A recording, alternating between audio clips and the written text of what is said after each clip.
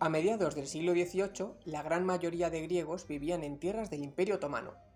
Esta situación se llevaba dando desde la expansión de los otomanos a expensas del Imperio Romano de Oriente, o Imperio Bizantino, acabando con este en 1453 con la caída de Constantinopla. Estos griegos del siglo XVIII y XIX protagonizarían un movimiento cultural e intelectual, que tendría grandísimas consecuencias, aportando los cimientos sobre los que otros construirían más tarde las bases de la nación griega. Este movimiento fue la Ilustración griega. Esta Ilustración griega fue, a grandes rasgos, un proceso de difusión de ideas desde países de la Europa occidental como Francia, Gran Bretaña o los estados alemanes hacia el este de Europa. La mayoría de los griegos que vivían bajo el Imperio Otomano realizaban labores de campesinos, pastores, pescadores, pequeños comerciantes o miembros del bajo clero. Al igual que había ocurrido con los antiguos griegos, las comunidades estaban dispersas, ya que la mayoría de las tierras cultivables estaban fragmentadas y aisladas por montañas y mares. Debido a esto, las condiciones de vida en muchas regiones eran duras, habiendo una economía de subsistencia. Fundamentales en el surgimiento de esta ilustración neohelénica fueron dos transformaciones de la sociedad que se dieron gracias a lo que se ha descrito como la mancomunidad ortodoxa o mancomunidad bizantina. Esta mancomunidad incluía diferentes regiones cuyas poblaciones tenían un cierto sentido de lo común, que estaba basado en una religión y educación compartidas en lengua griega. Podría decirse que el núcleo de esta mancomunidad ortodoxa serían los Balcanes, en el sureste de Europa, extendiéndose tanto por Rusia como por Anatolia y algunas partes de Oriente Próximo. Así, abarcaría poblaciones que más tarde desarrollarían sus propias identidades nacionales, como búlgaros, serbios, moldavos, ucranianos o griegos. Una de las grandes transformaciones que se asocian a esta mancomunidad fue el desarrollo de la educación, así como la circulación de libros en griego moderno y la difusión del aprendizaje secular de Occidente. La otra gran transformación es la expansión del comercio. En estos años aumentó mucho la navegación costera en el Egeo, realizando barcos pequeños que cubrían distancias relativamente cortas la mayor parte de este comercio. Fue en tres pequeñas islas donde se concentró el control de las rutas a larga distancia: Hydra, Spetses y Psara. Los barcos se construían localmente y pertenecían a empresas basadas en extensas familias. De estas islas salían barcos de entre 100 y 200 toneladas, tripulados por hasta 60 hombres. La mayoría de los propietarios eran cristianos ortodoxos y los capitanes eran griegos. Así se enriquecieron estas islas.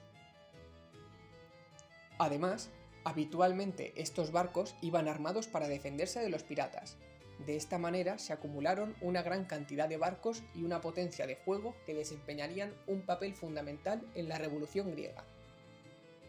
También se expandió el comercio terrestre, habiendo caravanas de camellos que comunicaban ciudades del norte de la actual Grecia con ciudades de los Balcanes como Belgrado o Bucarest, o que recorrían la costa hasta Constantinopla.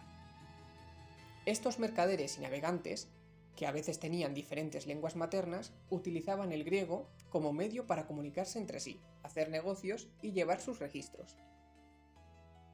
Se abrieron escuelas para que las nuevas generaciones pudieran ampliar el negocio, y fue la Iglesia Ortodoxa la que se encargó de la administración y la enseñanza, que era en griego. Así es como la educación griega se fue extendiendo por toda la mancomunidad ortodoxa, y los intercambios de bienes e ideas florecieron de la mano. Además, los comerciantes también financiaron a un gran número de jóvenes griegos para estudiar en universidades de otros estados europeos, donde conocerían las ideas de la Ilustración.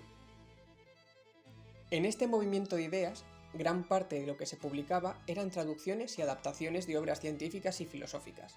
Por ejemplo, Nikiforos Theotokis, futuro obispo, publicó un libro en el que se exponía la física de Galileo y Newton.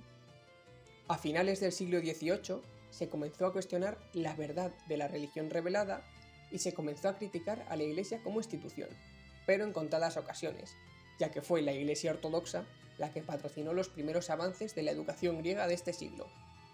También surgieron interesados por la teoría política y reformistas. Un nombre destacado es Nikolaos Mavrokordatos, un príncipe griego de Valaquia y Moldavia que dominó 9 idiomas, introdujo el modelo del déspota ilustrado en el sureste de Europa, revisó el antiguo sistema feudal y fomentó la fundación de escuelas. Escribió numerosas obras y ensayos, e incluso algunos consideran que escribió la primera novela griega moderna. A principios de siglo aparecieron tratados geográficos en griego moderno con fin didáctico. Los lectores empezaron a familiarizarse con lo que aún en esa época era la vaga idea de las naciones que se tenía en el otro extremo de Europa. La conciencia de diferencias basadas en la lengua y costumbres, más que en la religión, que era lo habitual en el Imperio Otomano, conduciría a la aparición del pensamiento nacional a principios del siglo XIX. Ya en la década de 1780, los escritores griegos empezaron a referirse a su pueblo como una nación, con el nuevo sentido que estaba surgiendo en Occidente. En la década siguiente, la geografía histórica ya reivindicaba cosas de gran importancia. Dos primos, Daniil Filipidis y Grigorios Constandás, nacidos en el seno de una familia mercantil en la pequeña ciudad de Miliés, publicaron un tratado llamado Geografía Moderna, en la que destacan las secciones A propósito de Elas, con la topografía del sur de los Balcanes e islas del Egeo, y Cronología e Historia de las transformaciones de Elas.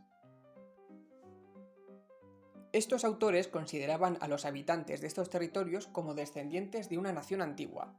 Creían que había dos cosas que impedían a los griegos modernos lograr ser tan prósperos como sus antepasados: su división y el gobierno bajo el que vivían. Además, esta obra, que se publicó en plena guerra entre el Imperio Otomano y Rusia, llevaba una dedicatoria al príncipe Gregorio Potemkin, comandante jefe de las fuerzas rusas. La ilustración griega se desarrolló de diversas formas, y una de estas fue la lengua. Esta lengua era aquello que conectaba a la Grecia pagana y al Imperio bizantino con los griegos modernos, y lo que unía a diversas comunidades ortodoxas del este de Europa. En la década de 1760 surgió la cuestión lingüística del griego. Entre la élite de la comunidad ortodoxa apareció la pregunta: ¿cuál debería ser la forma correcta y oficial de la lengua griega en la que se debería enseñar a escribir? Al aumentar la población capaz de leer y escribir, aumentaba la cantidad de libros publicados en griego, y la cuestión era cada vez más urgente. Así es como comenzó la búsqueda de una lengua nacional antes de que se pudiese imaginar siquiera la creación de un Estado-nación. Los puristas lingüísticos desarrollaron una forma de la lengua basada en el griego ático, culto y arcaizante.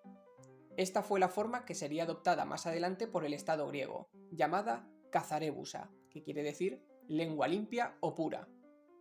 Esta variante no se correspondía con el griego usado por el pueblo, el dimotiquí, lengua popular. Así se daría una situación de diglosia, y no fue hasta 1976 cuando el intento de legislar una forma escrita estándar del griego obtuviera una aceptación universal. La transmisión de ideas ilustradas desde otras regiones de Europa hizo que se desarrollase progresivamente una conciencia nacional entre los pensadores griegos. Podemos destacar dos importantísimas figuras, Rigas Fereos y Adamandios Korais, que alentaron a los nacionalistas griegos a seguir con ese pensamiento político europeo. Pero la ilustración griega no se limitó únicamente al lenguaje y las humanidades, también se desarrollaron las ciencias. Por ejemplo, la revista Hermis Ologios tenía como objetivo promover la ciencia, la filosofía y la cultura griegas. Destacaron eruditos como Methodios Anthrakitis, Evgenios Vulgaris, Athanasius Psalidas o Balanos Vasilopoulos, en áreas como matemáticas, astronomía, física y filosofía.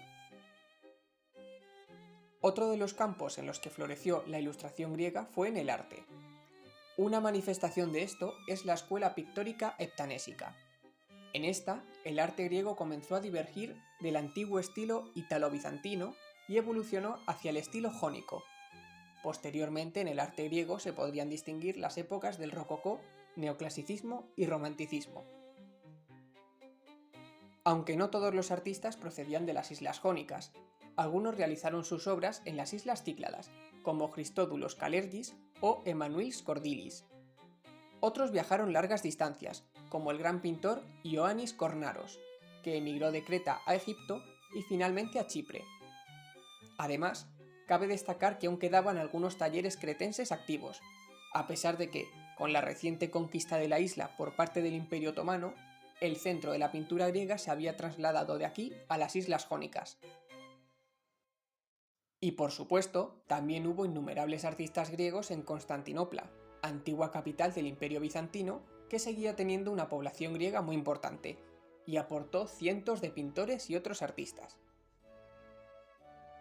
Así fue como la educación y el comercio lograron que se diese una gran revitalización cultural y permitieron que en los cristianos ortodoxos del Imperio Otomano, y más específicamente en los griegos, comenzasen a aparecer ideas ilustradas y más tarde revolucionarias, que, como veremos en próximos vídeos, se plasmarían en organizaciones y sociedades secretas con un objetivo: derrocar al Imperio Otomano y establecer un gobierno griego independiente,